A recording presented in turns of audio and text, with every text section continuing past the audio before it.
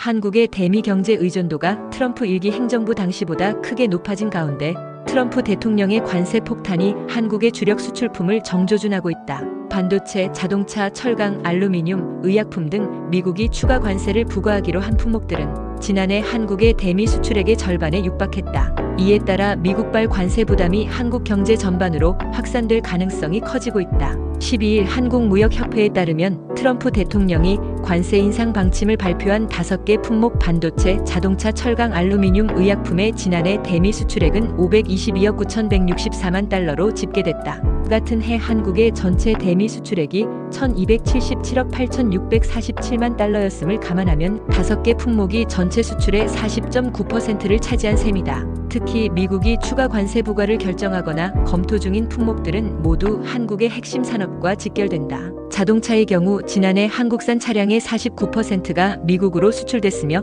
현대차 기아는 미국 시장에만 101만 대를 공급했다. 반도체 역시 대미 수출액이 지난해 처음으로 100억 달러를 돌파했다. 삼성 바이오로직스는 지난해 미국 기업과 1조 4,600억 원 규모의 대형 계약을 체결하는 등 바이오 산업의 대미 수출도 증가하는 추세다. 이처럼 한국 경제의 대미 의존도가 커진 상황에서 미국이 대대적인 관세 인상에 나설 경우 한국 기업들의 수출 경쟁력이 크게 위축될 가능성이 제기된다. 한국의 대미 수출액은 2017년 686억 달러에서 지난해 1277억 달러로 7년 새 거의 2배 증가했다. 같은 기간 한국의 전체 수출에서 대미 수출이 차지하는 비중도 12.0%에서 18.7%로 급상승했다. 이에 대해 한 대기업 관계자는 트럼프 1기 행정부 당시에는 미중 갈등으로 인해 한국 기업들이 북미로 생산 기지를 옮기는 등 대응이 가능했지만 이번에는 대체 시장도 마땅치 않아 관세 부담이 더욱 커질 것이라고 우려했다. 트럼프 2기 행정부의 통상 정책이 더욱 강경해지면서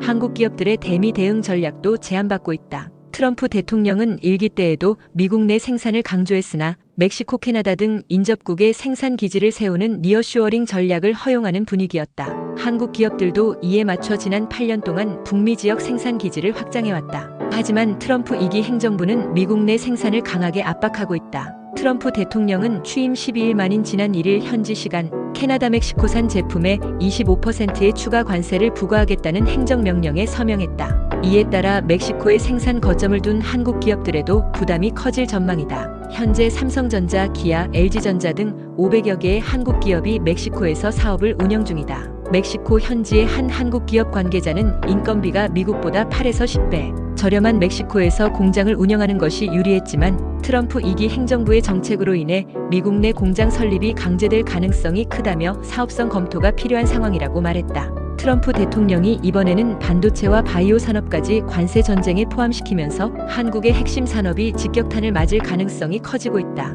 트럼프 1기 행정부 시절에는 철강, 알루미늄, 자동차 등에 집중했던 관세 정책이 이제는 반도체와 바이오까지 확대되는 양상이다. 반도체 업계 관계자는 반도체는 통상적으로 관세 대상이 아니었기 때문에 이번 조치는 상당히 이례적이라며 숙련공 확보나 인건비 문제 등을 고려하면 미국이 반도체 공장을 대규모로 운영하기에는 쉽지 않은 환경이라고 분석했다. 이미 트럼프 2기 행정부의 관세 정책에 따른 피해 예상치는 구체적으로 나오고 있다. 산업연구원에 따르면 트럼프 행정부가 한국에 10%의 보편 관세를 부과할 경우 국내 중소기업의 대미 수출액은 11.3%, 1조 2천억 원 감소할 것으로 예상된다. 한국 정부의 대응도 시급한 과제로 떠오르고 있다. 트럼프 1기 행정부가 본격적으로 관세 부과를 시작한 2018년 당시 한국은 문재인 전 대통령이 취임한 직후였다. 하지만 이번에는 윤석열 대통령이 탄핵 심판을 받고 있어 국정 공백 상황에서 대응이 늦어질 수 있다는 우려도 나온다. 장상식 한국무역협회 국제무역통상연구원장은 트럼프 대통령이